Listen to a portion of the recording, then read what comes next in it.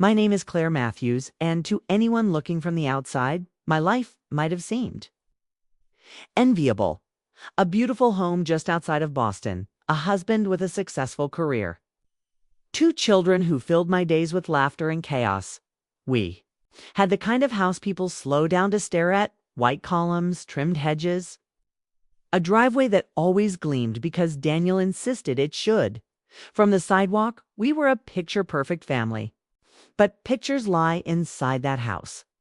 The air was heavy. My smiles were rehearsed, carefully painted on, because that's what Daniel expected of me.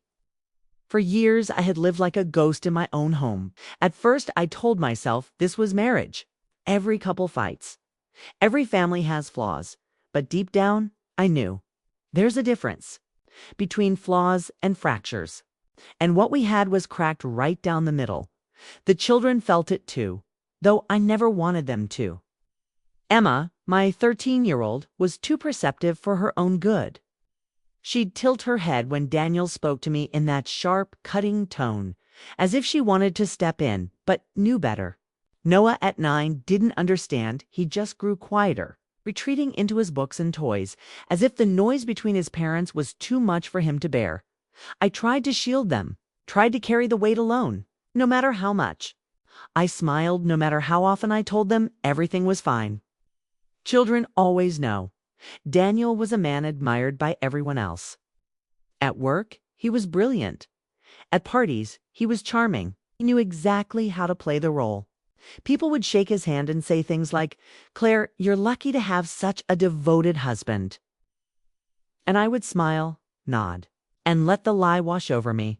What they didn't see were the bruises, not on my skin, but on my spirit. They didn't see the way he kept his phone turned face down, the way he came home later and later, his tie loosened, his excuses rehearsed, receipts for dinners I never attended, credit card statements that didn't make sense, a faint trace of perfume on his shirt. That wasn't mine. But here's the truth. Part of me didn't want to know, because knowing meant facing the life I had built on lies.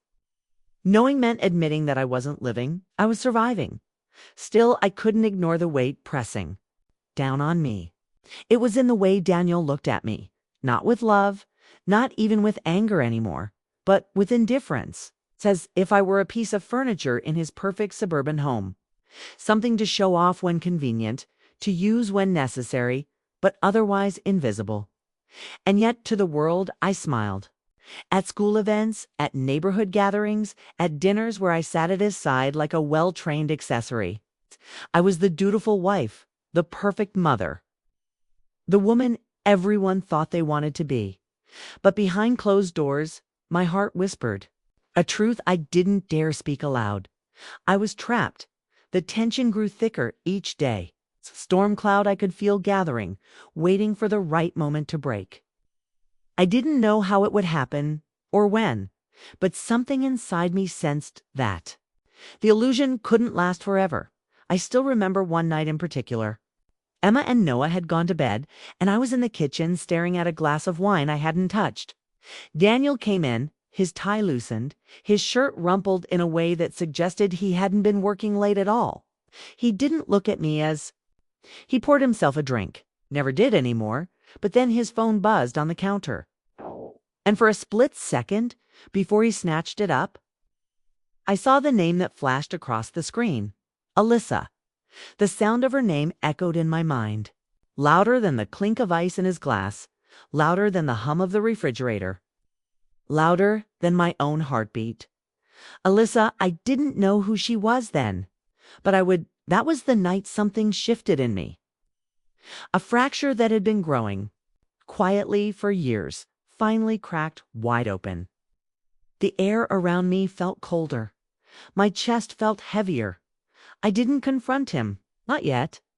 I just watched as he walked past me, phone in hand, already smiling in a way he hadn't smiled at me in years.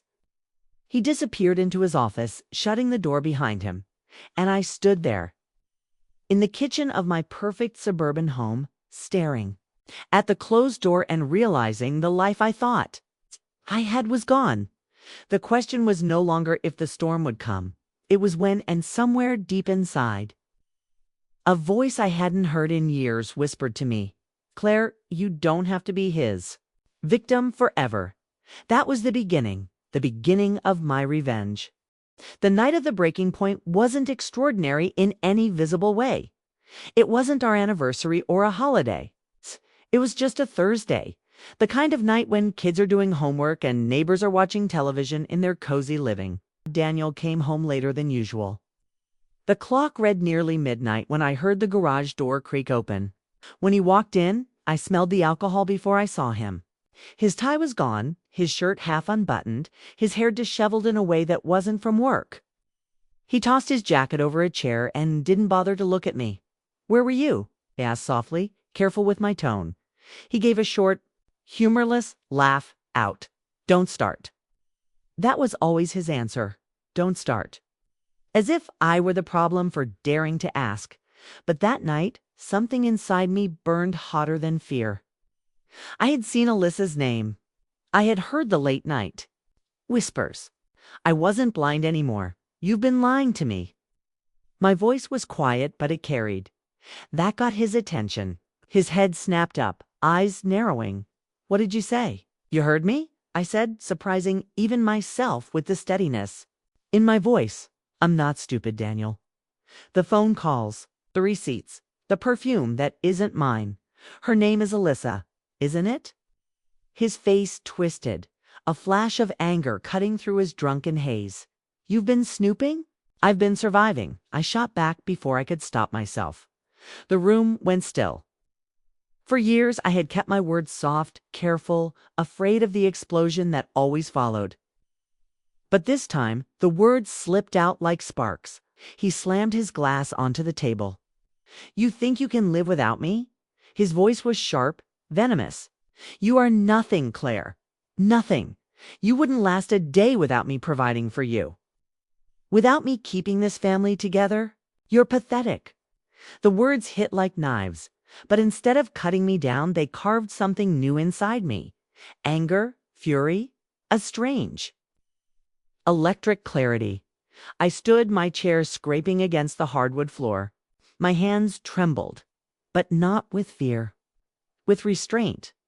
"Maybe I was nothing," I said quietly, "but not anymore." His laugh was cold, mocking. "What are you going to do, huh? Get a job at some little coffee shop? You don't have the spine. Claire, you don't have the brains. You're just a washed-up housewife who should be grateful I haven't traded you in for something younger and prettier already." My blood turned to ice. He had just confirmed everything I already knew, not only about Alyssa, but about how little he valued me, how disposable I was to him. Emma's bedroom door creaked upstairs. I glanced toward the staircase, heart sinking. She was listening. My daughter wide-eyed, probably clutching her blanket in fear. Noah, too young to understand, would be hiding in his room, wishing the voices would stop. And in that moment, I realized something. This wasn't just about me anymore. If I stayed silent, if I kept letting him chip away at me, my children would grow up thinking this was normal, that love was control, that silence was survival, that women were meant to be diminished until they no longer recognized themselves in the mirror. No, not for them. Not for me. Daniel leaned closer, his breath reeking of whiskey. "You'll never leave me, Claire. You don't have the guts." Looked him straight in the eyes and whispered, "Watch me." The words were so quiet, but they echoed in my head like thunder. He smirked, clearly amused, and stumbled upstairs to bed, muttering under his breath. But I stayed where I was, rooted to the floor. The wine stain spreading across the paper like blood across a bandage. My heart pounded. Not with fear anymore, but with resolve. Something inside me had shifted permanently. That night, after I tucked Emma and Noah back into bed and kissed their worried foreheads, I went into the bathroom and locked the door. I stared at myself in the mirror under the harsh fluorescent light. For years, I had avoided mirrors. I didn't like the woman who looked back at me, pale, tired, diminished. But that night, I forced myself to stare. And in my reflection, I saw not just pain, but possibility. You are not weak. I whispered to the woman in the mirror. Not anymore. It was the first time I had said the words aloud. And I believed them. I didn't know exactly what my plan would be. I didn't know how long it would take. But I knew one thing with absolute certainty. I would take back my life. My revenge wouldn't be loud. It wouldn't be violent. It would be quiet, steady, unstoppable. A fire that burned slow until it consumed everything he thought he controlled. For years, Daniel had silenced me. But he had made a mistake that night. He had reminded me of something I had forgotten, that I had a voice, and I intended to use it. That was the night I stopped being his victim.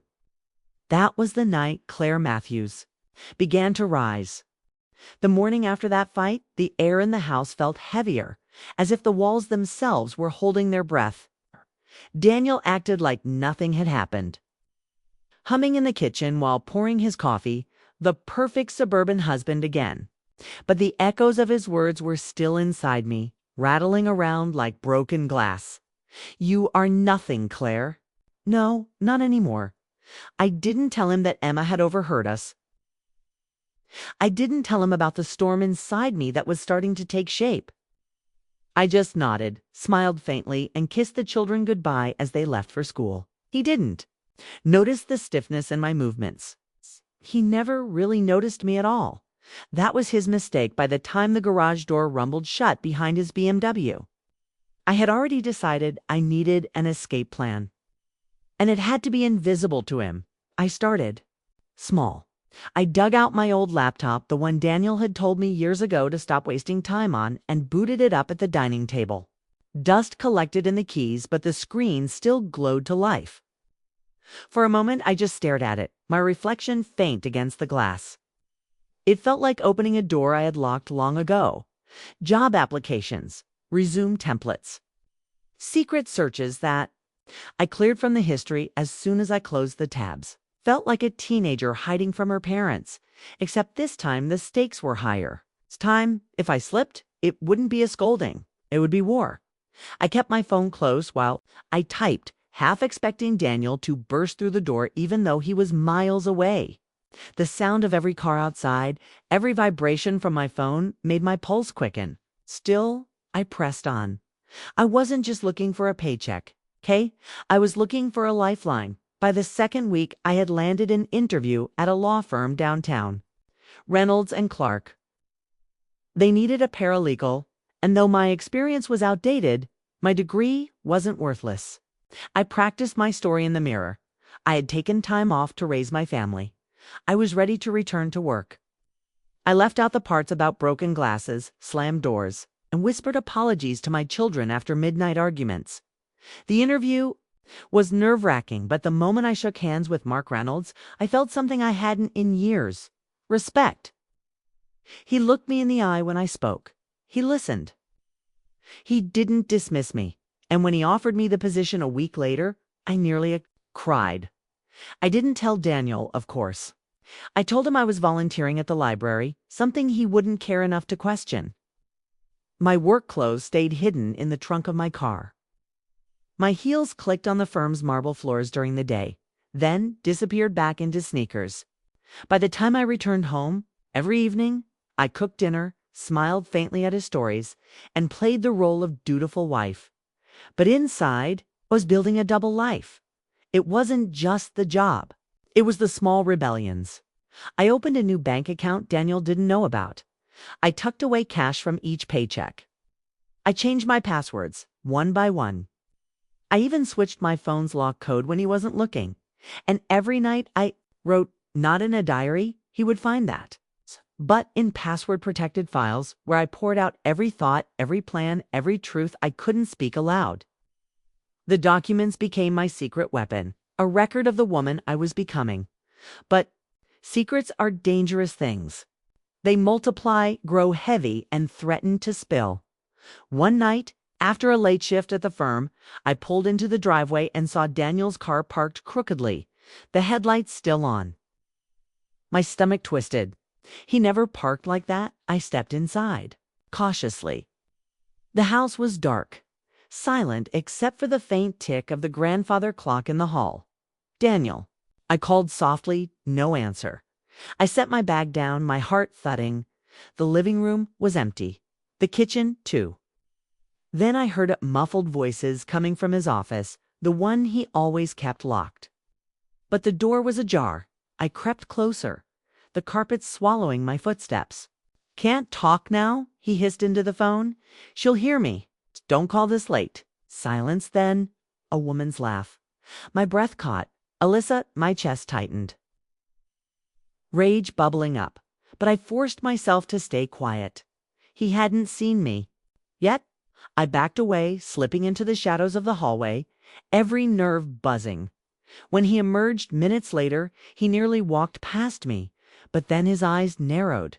"Why are you up?" I smiled faintly, forcing calm. "I just got home." "Thought you'd be in bed." He studied me for a moment, suspicion flickering across his face. But then he brushed past me with a grunt and stomped upstairs. I stayed frozen in the hallway, my fists clenched. It wasn't just an affair. It wasn't just betrayal. It was a crack in his armor, proof that he wasn't invincible. Proof that his lies could be traced, exposed, destroyed. The thrill of it pulsed through me. For the first time, I realized something that made my skin prickle with both fear and excitement. If I followed the trail of his secrets, I could unravel him completely.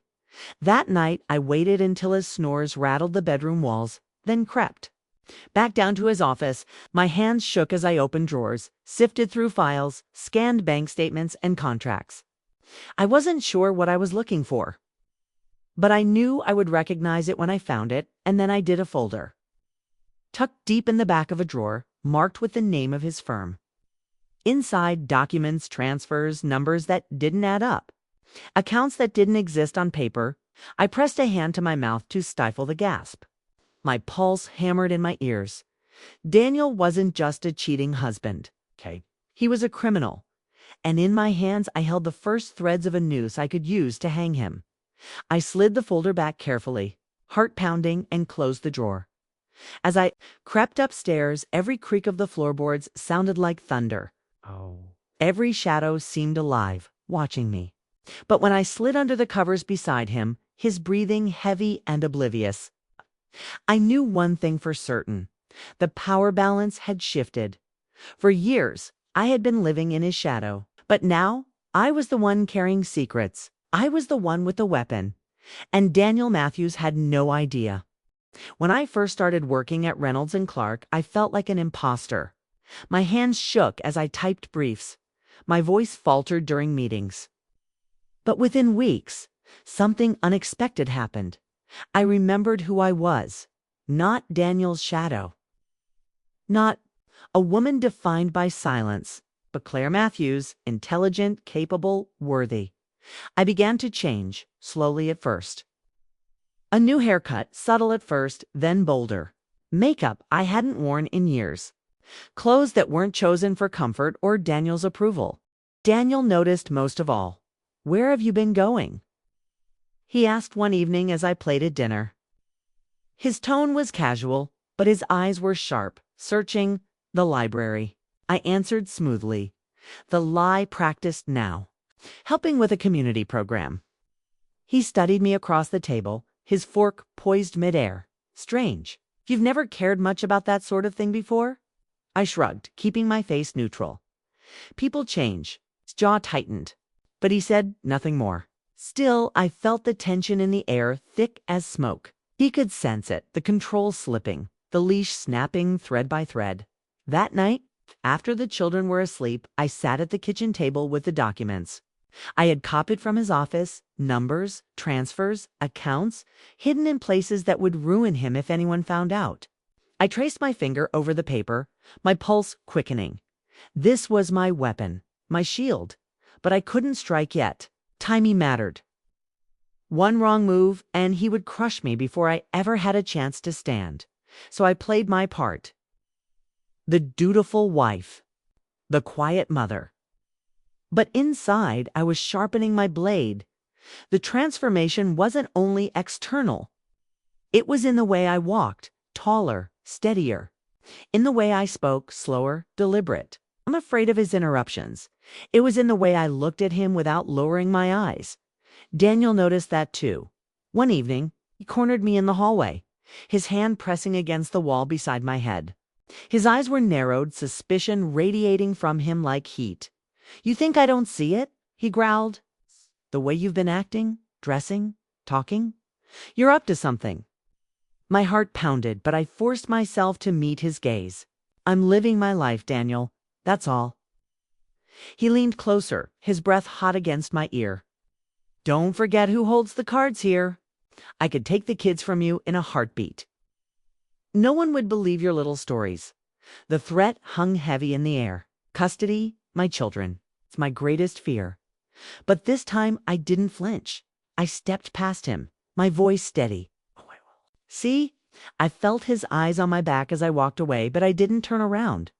The next morning, I slipped into the law firm's polished lobby and was greeted with warm smiles instead of cold suspicion. Mark Reynolds handed me a stack of case files and said, "You're sharp, Claire. We're lucky to have you." Lucky! No one had called me that in years. I found myself staying later at the office. Not just because I needed the money, but because it felt safe. The quiet hum of printers, the smell of coffee, the stacks of paper waiting for my hands. It was a sanctuary compared to the suffocating silence of my house. And with each passing day, my confidence grew. My world expanded. But the deeper I stepped into this new life, the more dangerous the other life became. Daniel's eyes followed me like shadows. His questions grew sharper, his tone colder. "Who were you with today? Why are you wearing that? What are you hiding from me?" I gave him nothing. Just smiles, shrugs, vague answers. But inside I was trembling, not from fear, but from anticipation. Because every time he pushed, every time he tried to cage me again, I knew I was getting closer to freedom. One night, as I tucked Emma into bed, she looked up at me with wide eyes. "Mom," she whispered, "are you scared of Dad?" The question pierced me like a blade. I hesitated, my throat tight. But then I shook my head, brushing her hair back gently. "Not anymore." Her small smile was like a spark in the darkness. Later that night, as Daniel's snores echoed through the bedroom, I sat at my laptop and stared at the document spread. Across the table. Fraud, lies, secrets. The pieces were all there, but a trap is only as good as its timing. So I waited. I prepared. And with every passing day, I grew stronger, sharper, more dangerous. Daniel still thought he was the predator, but he had no idea that the prey was learning how to bite back. And when I finally struck, he wouldn't see it coming. Every predator thinks they're untouchable until the trap snaps shut. For weeks, I had been carefully collecting pieces of Daniel's secrets, hiding them in places he would never think to look. Flash drives tucked inside Emma's old dollhouse. Copies of documents slipped into the spine of Noah's unused sketchbooks. Password-protected files disguised under boring names like grocery lists on my laptop at each page. Each number, each transfer was another brick in the case one was building. Against him. But the more I uncovered, the more dangerous it became. Daniel was growing restless. He had started coming home at unpredictable times. Walking through the door hours earlier than expected, his eyes scanning the house as though searching for something he couldn't quite name. Once I nearly got caught, his footsteps thundered down the hallway just as I was slipping a folder back into his desk. My pulse hammered in my ears as I smiled up at him and pretended I'd been looking for stamps. He didn't believe me. I could see it in his narrowed eyes. But he said nothing. That silence was worse than any accusation. I learned to be more careful. I worked by night, creeping into his office only when his snores vibrated through the walls. The shadows became my allies, the ticking clock my warning bell. It wasn't just the fraud anymore. I found evidence of offshore accounts, shady business partners, transactions that could bury him if they ever saw daylight. He wasn't just a liar or a cheater. He was a criminal standing on a cliff, and I had the power to push. But power without patience is a weapon turned inward. I couldn't move too soon, so I waited every day at the law firm, sharpened my skills. I watched how lawyers built cases, how they pieced together evidence, how they presented it with precision that cut deeper than any blade. I absorbed everything like a sponge. At night, I applied those lessons to Daniel. My own private case file grew thicker, darker, deadlier. Noticed me scribbling notes once, and I quickly tucked the paper away. Work stuff, I told her with a smile, but her eyes lingered on me, curious, almost knowing. One Friday night, Daniel stumbled in drunk, tossing his keys onto the counter. "Claire," he slurred, "you've been acting different, secretive. You hiding something?" The irony almost made me laugh. I hid my smirk by turning back to the stove, stirring the sauce simmering in the pan. "Don't be ridiculous," I said evenly, but inside my pulse quickened. He was circling closer, his instincts sniffing at the edges of the truth. Later, Spasu, as he passed out on the couch, I slipped the keys from his pocket and tiptoed to his office. The lock clicked open, and I held my breath as I entered. The room smelled of stale whiskey and leather, his kingdom of lies. I searched quickly, knowing time was limited. A drawer, a safe, a hidden compartment behind the bookshelf. I checked them all, and then I found it. A black binder, thicker than the others, tucked beneath old tax forms. Inside were contracts, names, dates. Some were blurred by whiskey stains. But the pattern was clear. Daniel was funneling money, hiding it, laundering it through shell companies. This wasn't a side hustle. It was systematic corruption. My hands trembled as I photographed each page with my phone, the glow of the screen barely illuminating the papers. Every click of the camera shutter felt like a gunshot in the silence, just as I finished. I heard it. My breath caught. The sound of footsteps on the stairs. I froze, my heart slamming against my ribs. The office door was half closed, but light from the hallway spilled through the crack. Shadows moved. "Claire?" His voice was groggy but suspicious. "What are you doing?" Panic surged through me. I slid the binder back, closed the drawer, and darted toward the door, slipping into the hallway just as he appeared at the top of the stairs. "I thought I heard something," I said quickly, forcing calm into my voice. "I was checking on the kids." His eyes narrowed, searching my face. For a moment, I thought he saw right through me.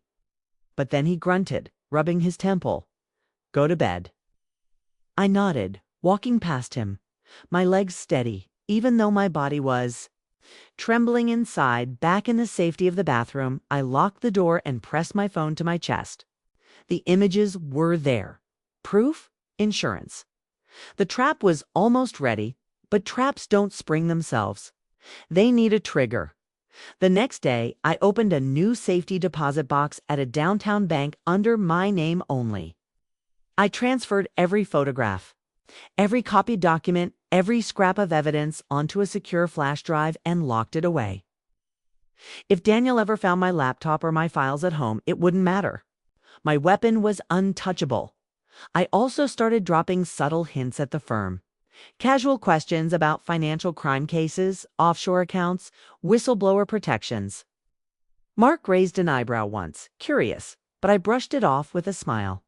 "Just curious," I said, but inside was already rehearsing my moves. Every time Daniel sneered at me, every time he tried to remind me I was nothing. I felt the weight of that flash drive in my mind. I was no longer powerless. I held the detonator to the bomb he didn't even know was ticking. Still, patience. I reminded myself over and over. One wrong move could unravel everything. One night, as I tucked Emma and Noah into bed, Emma whispered, "Mom, are we safe?" I hesitated, stroking her hair gently. My throat tightened, but I forced a smile. "Yes, sweetheart, we're safer than we've ever been." It wasn't a lie. Because for the first time in years, Daniel wasn't the only one holding secrets, and mine were sharp enough to cut him to pieces. The storm rolled in just after midnight. Thunder rattling the windows. Rain hammering the roof like fists demanding to be let in. The house felt alive, trembling with every crash of lightning. Shadows stretching long across the walls. I was sitting at the dining room table, files spread before me, when I heard the slam of the front door. Daniel. He wasn't supposed to be home yet. My heart skipped, but I forced myself to stay calm. I slid the papers into my bag, closed the laptop, and rose just as his footsteps echoed in the hallway. Claire. His voice was sharp, angry. I met him in the kitchen. Shirt was damp from the rain, his eyes bloodshot, his jaw clenched tight. He looked like a man unraveling, threads of control slipping through his fists. Where were you tonight? He demanded. I kept my tone even. At the library, like I told you. He laughed, a harsh, humorless sound. The library. Do you really think I'm that stupid? Oh, I held his gaze, saying nothing. He stepped closer, the storm outside punctuating. Each word you've been lying to me, sneaking around, acting like you're smarter than me. His breath smelled of whiskey, his voice low and dangerous. I know you're hiding something, Claire. And I'm done playing games. My pulse quickened, but not with fear this time. With readiness, then stop playing, I said softly. His eyes narrowed. What did you just say? I straightened my shoulders, meeting him eye to eye. I said, stop playing. I'm not your puppet anymore, Daniel. For a moment he just stared at me, shocked by the defiance in my voice. Then his face twisted, fury boiling to the surface.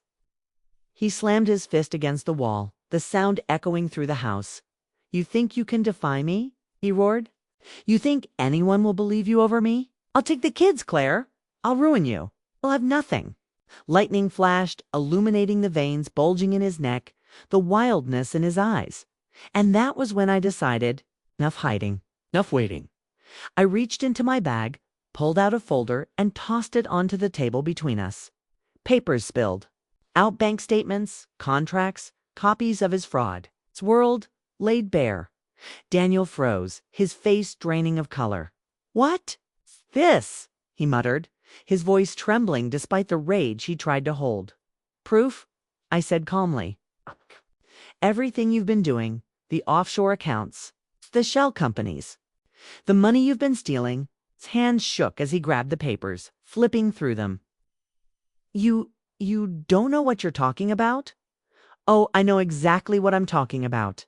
My voice was steady, my heart pounding in rhythm with the storm. And so will the authorities when I hand this over. Got backups, Daniel? Multiple copies. Even if you destroy this, you can't stop what's coming. For the first time I saw it, fear flickering in his eyes. You wouldn't dare. He whispered. I stepped closer, my voice low but unshaken. I already did. The only reason you're still standing in this house is because I haven't pushed the button yet. The silence that followed was heavy, broken only by the crack of thunder outside. Daniel stared at me, his chest heaving, his mind scrambling for control he no longer had. He looked like a cornered animal, dangerous but desperate. You planned this, he stammered. I survived this. I corrected him. For years you broke me down. You told me I was nothing. But you made one mistake, Daniel. You forgot that I was watching. Learning, waiting. His fists clenched at his sides, his whole body trembling. You think you've won? I leaned forward, meeting his glare with ice. I don't think I know. For a long moment he didn't move. The rain pounded, the storm roaring like the chaos inside the house. I half expected him to lash out, to strike me the way he had with his words for years. But he didn't. He couldn't. Because now he understood I wasn't powerless anymore. I was the one holding the weapon, finally. Slammed the folder shut and shoved it across the table. His voice was hoarse, almost broken. You'll regret this. I shook my head.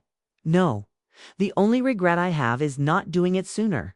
I turned away from him, my legs steady, my spine unbending. It's upstairs.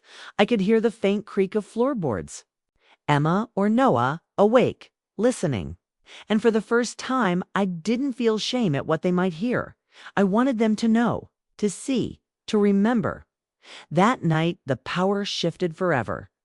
Daniel might have been the storm, wild and furious, but I had become the lightning, sudden, sharp, and impossible to ignore. And I knew this was only the beginning of his downfall. The storm passed by dawn, but inside the house, the air was heavier than ever. Daniel hadn't come to bed. I'd heard him pacing downstairs all night, the floorboards creaking with every angry step. When I walked into the kitchen that morning, he was already there, unshaven, red-eyed, a glass of whiskey sitting beside his untouched coffee. He didn't look at me. He just muttered, "You ruined everything." I poured myself tea, my hand steady. "No, Daniel, you ruined yourself." For once, he didn't argue. He just sat there, staring at the table, a man hollowed out by fear. But I wasn't foolish enough to think that made him harmless. A wounded animal is the most dangerous of all. The unraveling began faster than I could have imagined. 2 days later, Detective Sarah Collins came to the house. Not with sirens, not with flashing lights, but quietly, professionally. "We've received credible information about fraudulent financial activity," she said, her tone polite but firm. "We'd like to ask your husband some questions." Daniel's face turned a shade I'd never seen before. Not just fear, but humiliation, he sputtered. Tried to deny everything, but Sarah already had leads. My evidence had done its job. As they left, I caught the detective's eye. For the briefest second, she gave me a nod. She knew that night Daniel was a different kind of monster. "You think you've won?" he hissed as we argued in the living room. "You think anyone will believe you're innocent in all this? You were my wife, Claire. You signed papers. You were there.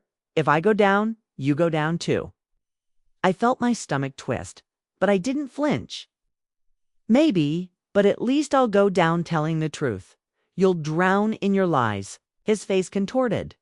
He lunged toward me, stopping only when he noticed Noah standing in the doorway, clutching his blanket, eyes wide. The silence that fell was louder than any scream. Daniel's chest heaved, his fists tight, but he backed away, muttering curses. As he stormed upstairs, I knelt beside Noah, brushing his hair back. "It's okay, baby, it's going to be okay." But in my heart, I knew the danger was climbing. The real crack in his armor came with Alyssa. She called me. Not once, but 3 times in a single day. At first, I ignored it, thinking it was some twisted trap. But eventually, I picked up Claire. Her voice shook. "He told me he'd leave you, that he'd start over with me. But now he's pushing me away, saying he has bigger problems. He used me, didn't he?" My hands trembled as I held the phone. Part of me wanted to scream at her, to spit out all the venom he'd poured into my life. But instead, I stayed quiet, listening. "Yes," I said finally. "That's what he does. He uses people. And when he's done, he discards them." There was a pause, then a sob. "I'm so sorry, Claire.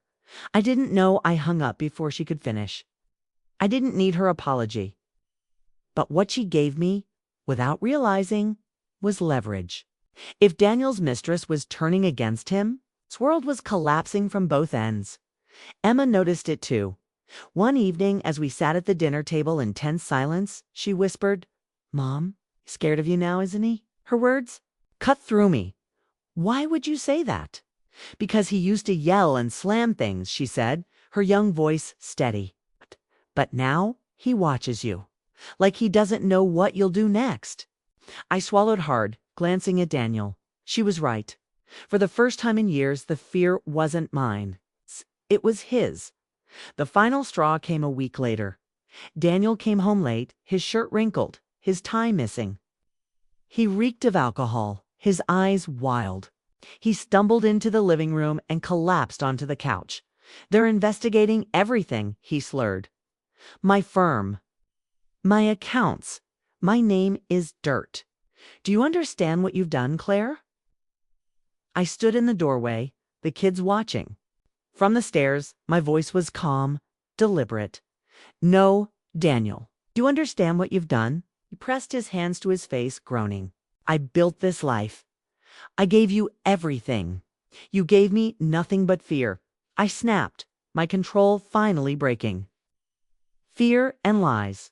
That's all you ever had to offer. The room fell silent. He lowered his hands and looked at me, and for the first time, I didn't see a tyrant. I saw a man crumbling, broken under the weight of his own corruption. But pity never came, only resolve. Because his collapse wasn't the end. It was only the beginning of mine and the children's. Freedom.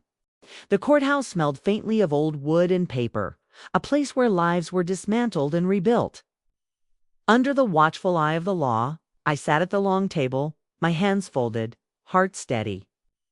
Daniel was across from me, his lawyer whispering in his ear. He looked gaunt, his arrogance chipped away. But the venom in his eyes hadn't dulled. Emma and Noah weren't here. Thank God. I wanted to shield them from this last ugly chapter. Judge Rebecca Turner entered, her robe flowing, her expression unreadable. When she glanced at me, I saw no pity, only recognition. Another woman who'd seen too many stories like mine. Mr. and Mrs. Matthews, she began, her voice firm. We are here to discuss the custody of Emma and Noah Matthews, as well as the financial disputes between you. Daniel leaned forward, his voice slick with desperation. Your Honor, my wife is unstable, vindictive. She's orchestrated this entire smear campaign against me because she couldn't handle the pressures of our marriage. I didn't flinch. Instead, I slid a folder across the table. Bank statements, contracts, emails, his sins laid out like bones on a dissecting table. Your Honor, said, my voice steady, this isn't a smear campaign. It's evidence. My husband has been involved in large-scale fraud for years. He's also been emotionally abusive, manipulative, and unfaithful. I stayed silent too long, but I won't stay silent anymore. Daniel slammed his hand on the table, making papers flutter. She's lying. She's enough, Mr. Matthews. Judge Turner's gavel cracked like thunder. I have seen enough. The courtroom fell silent. Daniel sank back into his chair, his face pale, his fury simmering beneath the surface. For the first time, he realized he couldn't shout his way out of this. That night, came back to the house one last time. The kids were asleep, their doors locked. I was in the living room waiting. I knew he'd try something. Desperate men always do. He staggered in, his tie loose, his eyes glassy. You think you've beaten me? He spat. You think taking my kids, my money, my name, you think that makes you strong? I rose to my feet, my voice sharp as steel. No, Daniel. What makes me strong is surviving you. He laughed a hollow, broken sound. Survive? You'll never survive without me. You're nothing without me. And that was when Emma appeared at the top of the stairs. Her small voice carried down like a whisper of truth. You're wrong, Dad. He froze, his mouth open. Emma's eyes were fierce, brighter than I'd ever seen them. Mom's stronger without you. We all are. For a moment, Daniel looked like he'd been struck. Then, with a bitter curse, he turned and stormed out into the night. The door slammed. And just like that, the storm was gone. Weeks later, the custody ruling came, full custody to me. Supervised visitation for him, if he managed to stay out of prison, which seemed unlikely with the investigation circling tighter each day. I walked out of that courthouse with Emma on one side, Noah on the other. The sun was warm, the air crisp. The world suddenly bigger than it had been in years. For the first time, I wasn't looking over my shoulder. That evening, we sat on the porch. The three of us wrapped in blankets as the sky turned gold. Noah rested. His head on my lap, Emma leaned against my shoulder. Are we safe now? Noah asked softly. I kissed the top of his head. Yes, baby. We're safe. Emma didn't say anything, but she didn't need to. The way she held my hand, firm and unshaken, told me she understood everything. I looked out at the horizon, the future stretching wide before us. My revenge wasn't in destroying Daniel, though his downfall was inevitable. My revenge was in reclaiming myself, in showing my children that fear could be conquered, that survival could transform into strength. I had been a victim, but now I was free, and that was the truest revenge of all.